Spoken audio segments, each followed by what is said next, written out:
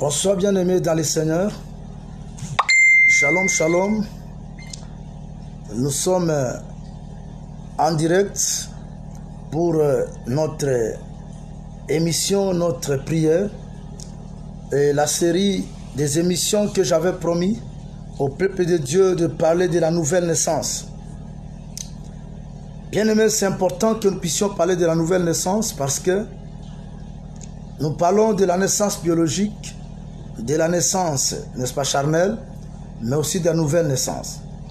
Et ceci étant, avant toute chose, nous allons rendre grâce à Dieu et nous allons prendre un temps pour prier, recommander ces moments entre les mains du Seigneur. Prions ensemble. Dieu notre Père, nous te sommes infiniment reconnaissants. Toi le Dieu qui nous a gardés depuis le matin jusqu'à ces instants. Il a plu à ta souveraineté de nous protéger, malgré la pandémie, malgré des problèmes, malgré toutes sortes, Seigneur, ô Dieu, de tumultes auxquels le monde est soumis. Mais nous sommes confiés en toi. Nous te disons merci pour ces frères ou cette sœur qui nous suit à travers le monde. Que Seigneur, ta grâce nous comble et qu'avant de dormir, ta puissance puisse nous envahir pour nous donner la protection afin que notre sommeil soit paisible. Je te remercie pour tout et je te recommande ces moments.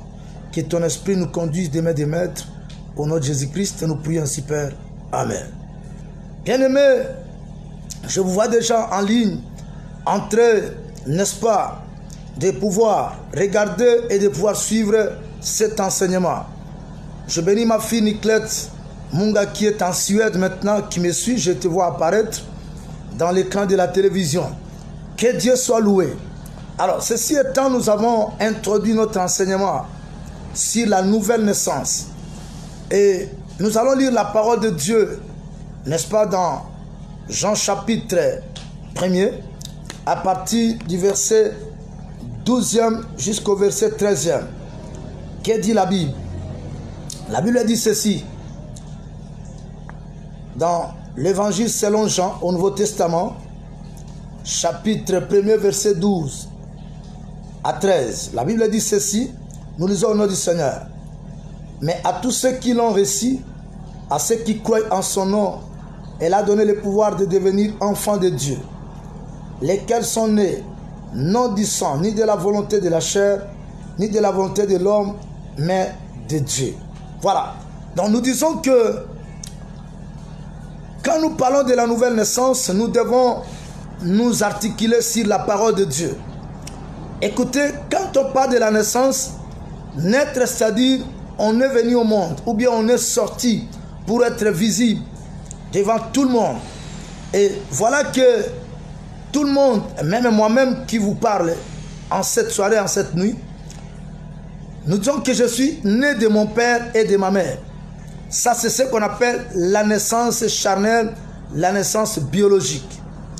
Mais quand je lis Romains chapitre 3, verset 23, la Bible dit « Car tous ont péché, ils étaient privés de la gloire de Dieu. » C'est-à-dire, tout le monde qui naît en Adam, il naît dans le péché. Alors, ça va nécessiter que, comme tu es né dans le péché, tu dois maintenant, n'est-ce pas, donner ta vie en Jésus. Et quand tu nais dans le péché, ta place serait à l'enfer. C'est-à-dire, tous les pécheurs ont rendez-vous avec l'enfer. Mais, pour que nous puissions parler à l'enfer, Dieu a dressé un plan du salut.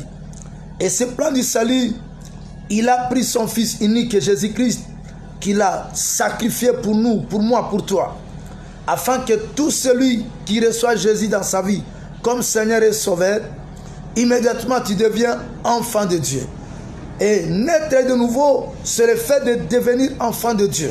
C'est le fait de refuser le mal, d'abandonner le péché et d'embrasser la voie de Dieu en recevant son Fils unique qui peut nous donner la vie. Voilà que la Bible me dit par la révélation de Paul que par une seule personne, donc Adam, l'humanité tout entière a péché. Donc le péché d'Adam a entraîné que tout le monde soit dans le péché.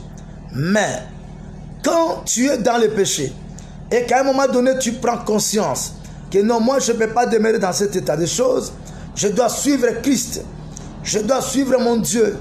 Tu reconnais ton Dieu, ton Créateur. Bien-aimé, tu abandonnes le mal. Tu fais le volte-face. Tu passes par métanoïa ou un changement radical. Tu donnes ta vie en Jésus. Immédiatement, tu seras enfant de Dieu. C'est-à-dire, nous ne naissons pas enfants de Dieu, mais nous naissons créatures de Dieu. À travers l'acceptation de Jésus-Christ dans nos vies comme Seigneur et Sauveur, immédiatement on devient enfant de Dieu. Et à l'apôtre Paul de dire, dans 2 Corinthiens chapitre 5 verset 17, il dit ceci: si quelqu'un est en Christ, il devient une nouvelle créature. Voilà que les choses anciennes sont passées et toutes choses sont devenues nouvelles. Waouh! Ça c'est une bonne nouvelle. Que quand tu reçois Jésus-Christ dans ta vie comme Seigneur et Sauveur, même si tu étais sorcier, même si tu étais voleur, menteur, et que sais-je encore, tu étais dans le mal, mais en recevant Jésus, tu deviens enfant de Dieu. Alléluia. Oh bien-aimé dans le Seigneur, devenir enfant de Dieu, c'est la meilleure des choses. C'est vrai, c'est bien de naître l'enfant de ton père et de ta mère, mais naître de nouveau, naître dans le Seigneur, c'est encore une bonne chose, une très bonne chose, parce que tu auras accès à l'héritage de Dieu. Wow. Donc je définissais d'abord la nouvelle naissance et la conséquence. Quand tu reçois Jésus, tu deviens enfant de Dieu et automatiquement tu es entré dans la famille de Dieu qui est appelée l'Église. Alors tu seras obligé de témoigner cette conversion devant Dieu, devant les hommes, en passant par les eaux du baptême.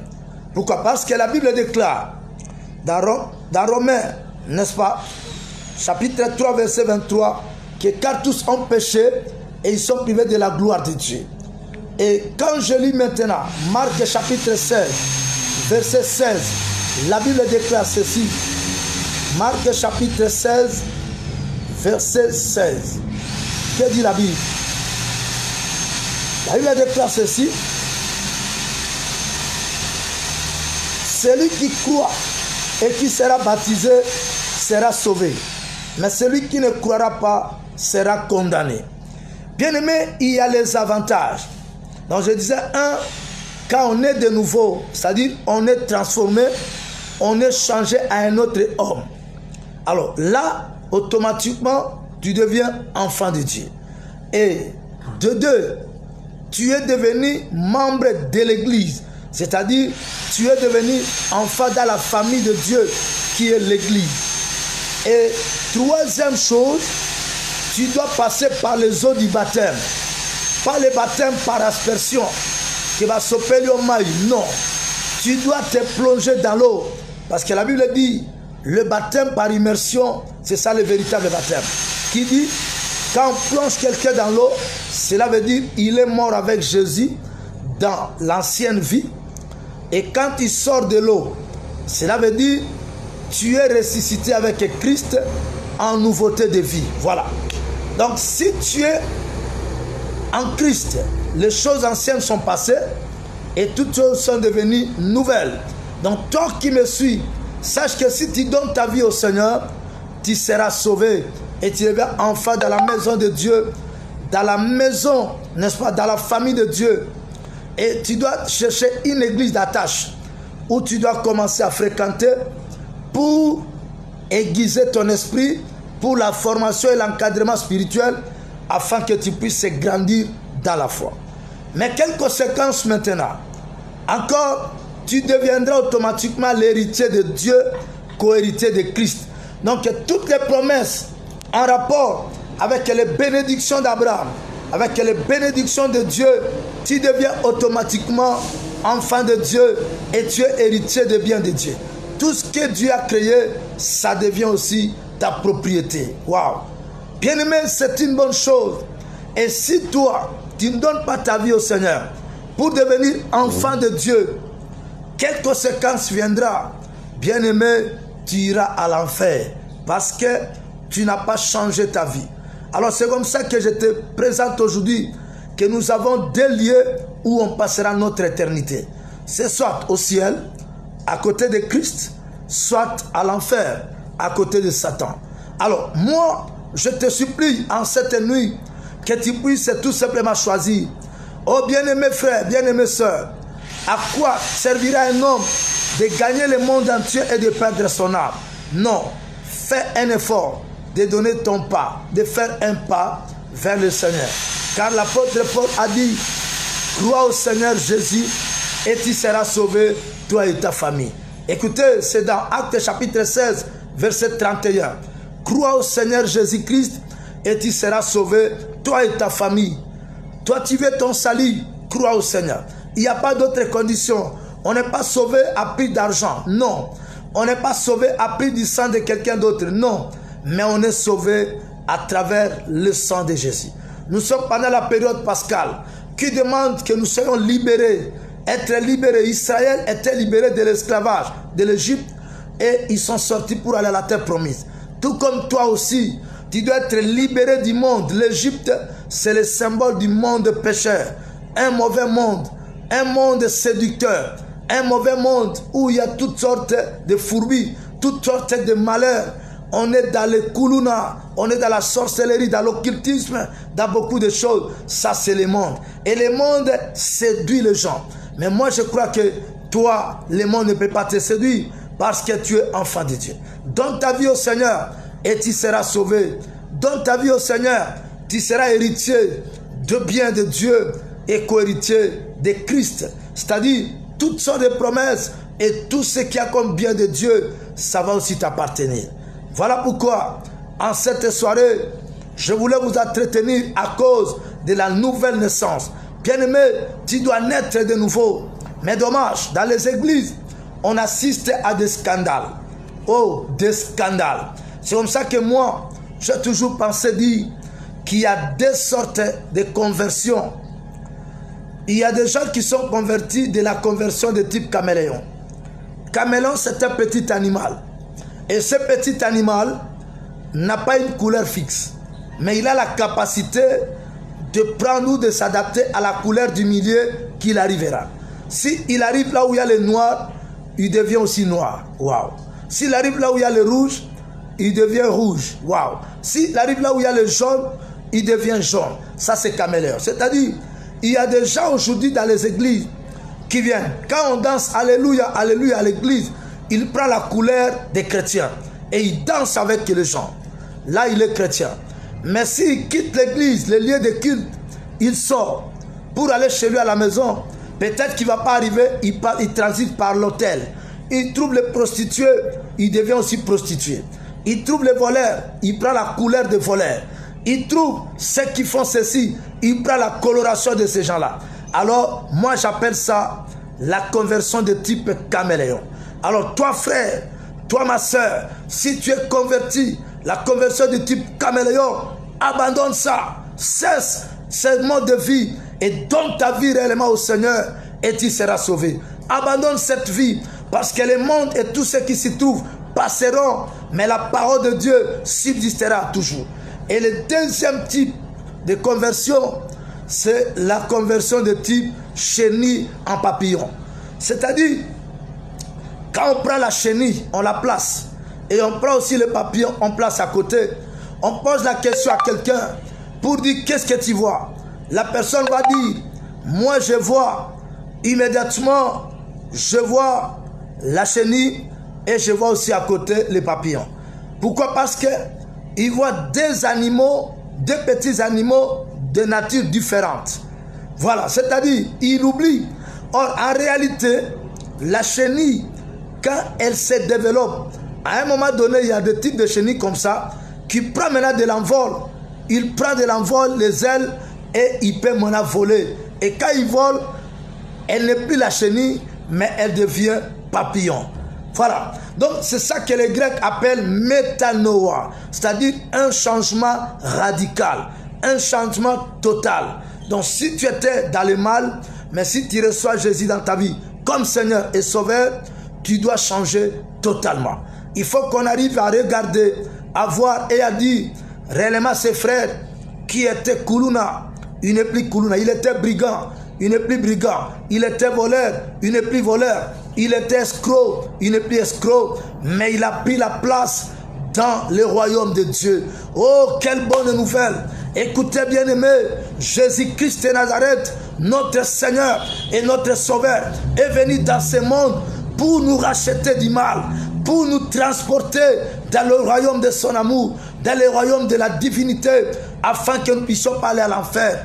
Quelle bonne nouvelle, mon frère, ma soeur. La nouvelle naissance, c'est l'enseignement qu'il faut pour ce temps de la Pâque, parce que Jésus-Christ a accompli, n'est-ce pas, à la croix, il a accompli ce qu'on appelle le mystère de Jourdain. Or, dans le Jourdain, pour qu'Israël puisse passer et traverser le Jourdain, Dieu a instruit, n'est-ce pas, à Josué et aux sacrificateurs qui devaient prendre l'arche de l'alliance et poser leurs pieds dans l'eau. Et immédiatement, l'eau devait sécher et le couloir, le chemin se tracerait pour qu'ils passent dans la facilité. Ils arrivent de l'autre côté. Et c'est comme ça que la 6e parole prophétique que Jésus a prononcée à la croix, il a dit, j'ai soif, mon Dieu. Or, quand Jésus parlait avec la femme samaritaine, dans Jean chapitre 4, il lui disait que si tu comprenais la personne qui est devant toi, c'est toi qui allais la demander de l'eau. C'est toi qui allais la demander de l'eau. Parce que, immédiatement, n'est-ce pas, il fallait qu'il te donne. Il dit que si tu prends de l'eau que je te donne, immédiatement, tu auras des sources d'eau. Écoutez, bien-aimés, Jésus-Christ a pris notre place à la croix et il a réalisé le rôle de 2 boucs. Écoutez, il a réalisé le rôle de 2 boucs. Le premier bouc, c'est ce qu'on appelle le bouc émissaire. Pourquoi? Parce qu'à la croix, il ne fallait pas que lui il aille à la croix. Mais il était l'émissaire de ma vie, l'émissaire de ta vie. Donc le bouc émissaire, c'est le bouc qui prend la place de quelqu'un. Donc Jésus a pris ma place à la croix. C'est le bouc émissaire. Il a pris ma place, il a pris ta place. Mais là, il est allé à la croix totalement. Mais il a joué aussi le rôle de bouc d'Azazel. Écoutez bien aimé, le bouc d'Azazel, c'est un bouc que quand on amenait le bouc dans la présence de Dieu, écoutez, les sacrificateurs devaient prendre ce bouc et ne pas l'égorger, mais le libérer pour que ce bouc aille à la forêt. Et quand ça part à la forêt, il y a quelqu'un qui était préparé, qui allait fusiller ce bouc. Et quand il fusille ce bouc, le bouc va couler, il va tomber par terre. Et l'eau et le sang vont couler sur la terre. Et c'est effectivement ce que Jésus a réalisé à la croix. La Bible déclare qu'on a pincé par les côtes, on a foncé, n'est-ce pas, par une lance, et l'eau et le sang ont coulé à la croix. Donc, Jésus-Christ a réalisé le rôle de bouc émissaire et le rôle de bouc d'Azazel. Écoutez bien aimé, c'était une mort atroce pour nous libérer. Quand il a dit, j'ai soif, en réalité, lui qui est la source d'eau vive ne devait pas tarir, mais il devait réaliser le mystère de Jourdain. Le mystère de Jourdain, c'est-à-dire, il a transporté Ibamboka du monde de la mort vers le monde de la vie. Oh, alléluia. Il a pris ta vie, il t'a transporté de la mort vers la vie éternelle. C'est ça le mystère de Jourdain, la 6e parole que Christ a prononcée à la croix. En cette nuit, je suis venu dire à quelqu'un que recevoir Jésus dans sa vie comme Seigneur et Sauveur, c'est tout simplement sauver sa vie.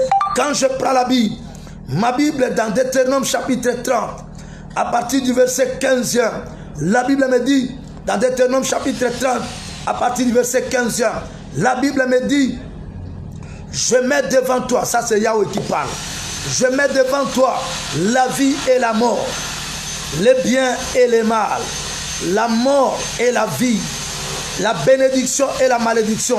Mais moi, Yahweh, je te prescris, je te conseille de choisir la vie. Bien-aimé, choisis la vie. Bien-aimé, choisis la vie. Il y a mon père spirituel, le révérend apôtre Pyrénées Ikota des États-Unis à Dallas. Papa, que Dieu vous bénisse. Là où vous êtes, et maman, Borén Ikota, que Dieu vous bénisse, qui nous donnait l'anecdote qu'il parlait avec un étudiant, n'est-ce pas? Il parlait avec un étudiant et il lui pose la question, tu fais les études à l'IPC en économie. Après cela, qu'est-ce que tu feras? Et l'étudiant dit, bon, après, j'obtiendrai mon diplôme de licence. Très bien. Et après? Il dit, mais après, je vais finir les études, je vais travailler. Et après?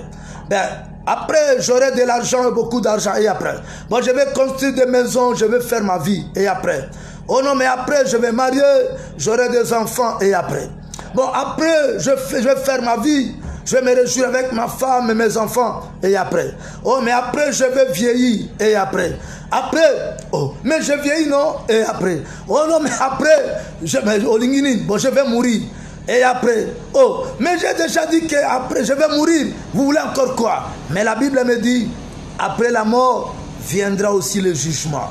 Choisis la vie, mon frère. Choisis la vie, ma fille. Choisis la vie, ma fille. Choisis la vie, mon fils. Et que tu vives réellement. Parce qu'après cette vie, il y a une autre vie. Où iras-tu passer ton éternité? Parce qu'il n'y a que deux lieux où on doit passer l'éternité. Soit le ciel, soit l'enfer. Mais c'est à toi de choisir. Écoutez, je vais te dire avec beaucoup de responsabilités. Avec beaucoup de responsabilités. Que tu dois connaître Dieu tant que tu vis. Est-ce que tu as déjà médité les paraboles de Luc chapitre 16, de pauvres Lazare et des riches insensés? Ah, il est dit dans ces paraboles, n'est-ce pas, que quand les riches étaient morts, il est allé ailleurs, là où il y avait des tourments. Mais Lazare, le pauvre, il est allé dans le sein d'Abraham.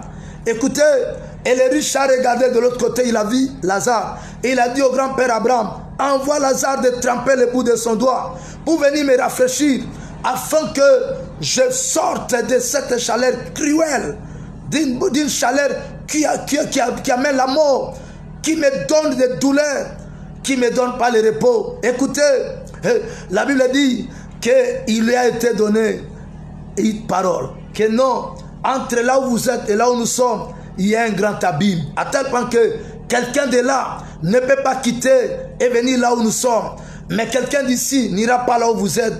Et cet homme que moi j'appelle l'évangéliste de la dernière heure, l'évangéliste de temps de la fin, il dit, alors si c'est comme ça, envoie même Lazare aux côtés de mes 5 frères que je laissés, afin qu'ils viennent pas là où moi je suis, parce que là où moi je suis, il y a la chaleur atroce.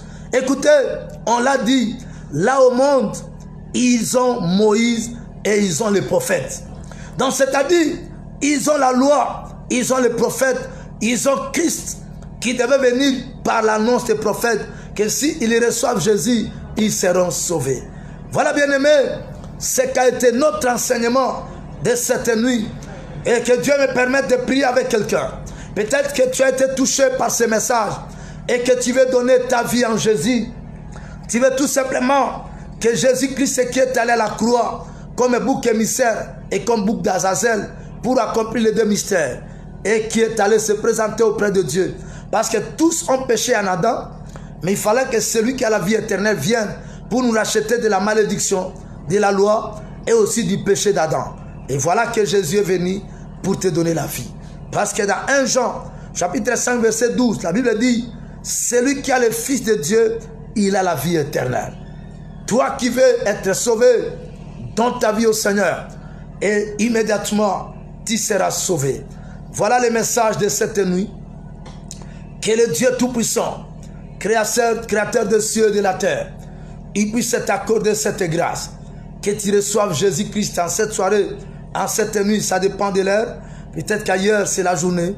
Mais que Jésus-Christ devienne ton Seigneur et ton Sauveur. Et tu vas sauver ta vie. Je vais prier avec toi et te recommander entre les mains du Seigneur. Et aussi que Dieu te protège cette nuit pour ceux qui sont la nuit. Et que Dieu vous accorde la bénédiction par cette journée là où vous êtes, parce qu'il fait jour. Prions le Seigneur. Et demain, encore aux heures du soir, on va continuer à partir de 22 h de notre heure. Et peut-être chez vous, c'est une autre heure. On va encore partager la bonne nouvelle. Prions le Seigneur. Dieu d'Abraham, d'Isaac et Jacob, je te remercie de ton amour, parce que c'est toi qui nous as donné l'occasion de prêcher ta parole, d'annoncer ta parole aux nations, afin que celui qui te reçoit, Jésus, il devienne tout simplement un enfant de Dieu. C'est comme ça que, mon Dieu, mon roi, je te prie que tu puisses accepter la prière de mon frère, lui qui était dans le mal, mais il accepte de faire le volte-face aujourd'hui, de donner sa vie à toi. Que tu l'acceptes, que tu le gardes, que tu les donnes la capacité de devenir enfant de Dieu. Je brise la force du péché au nom de Jésus. Que toute la force du péché qui est en train de te déranger, de te maintenir dans le mal, soit brisée au nom de Jésus-Christ. Reçois la délivrance. Que la main de Dieu puisse te libérer de force du mal. Que si tu étais lié par les lois de la nature, par les lois de ta famille, les lois héréditaires, je brise cette force au nom de Jésus. La loi qui est en train de te bloquer dans le célibat, dans le chômage, dans la pauvreté, même dans la sorcellerie, dans la polygamie et même dans les mensonges, même dans toutes sortes de mal, dans la prostitution, que cette loi soit brisée au nom de Jésus et que tu deviennes enfant de Dieu et que ta vie change. Soyez bénis aujourd'hui et à jamais, parce que Dieu est le seul maître. Il est le créateur des cieux et de la terre, qui te donne la victoire sur le péché, la victoire sur la maladie, la victoire sur toutes choses.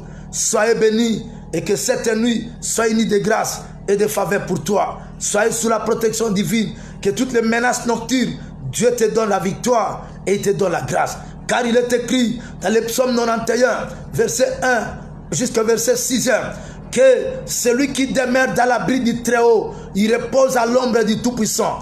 Il sera dans la protection. Même si on lance des flèches, 1000 tomberont d'un côté, 10 000 à ta droite, tu ne seras pas atteint. Que Dieu te garde, qu'il garde ta famille, qu'il garde tes entreprises, qu'il garde toute ta vie et qu'il t'accorde la victoire en toutes choses. Au nom de notre Seigneur et Sauveur Jésus-Christ, j'ai ainsi prié, Père, et nous disons Amen, Amen, Amen. Gloire à Dieu. Gloire à Dieu pour tous ceux-là qui étaient en ligne, qui nous ont suivis et qui ont commenté ou même qui ont aimé. Que Dieu vous bénisse. Même toi qui vas nous suivre en différé, dès que tu vas, n'est-ce pas, entrer dans notre page Facebook ou bien dans notre page YouTube, immédiatement, si tu es en ligne, tu peux être béni par ces messages même en différé.